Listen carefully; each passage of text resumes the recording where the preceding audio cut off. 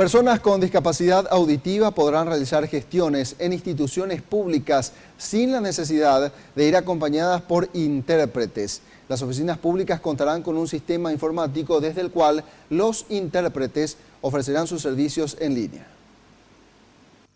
Miembros de la Federación Nacional de Personas Sordas celebraron este acuerdo que consideran un paso adelante hacia la inclusión. Aprovecharon la ocasión para solicitar una mayor capacitación de los funcionarios públicos que tratan con personas que sufren este tipo de discapacidad. Recordaron que existen muy pocos intérpretes dentro de la administración pública. Esta comunicación en línea sí nos abre y nos da libertad y nos da satisfacción. Vamos a poder trabajar y lograr la equidad con las personas oyentes. De acuerdo al ministro de la Secretaría de Planificación, esta firma representa un avance hacia una gestión más inclusiva. Destacó que es un programa que está llamando la atención a nivel internacional.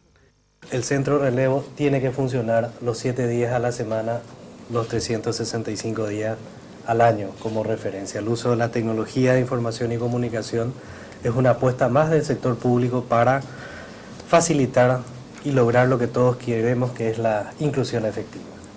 De acuerdo a datos de la Secretaría de la Función Pública, en el país existen menos de 300 personas sordas trabajando en instituciones del Estado.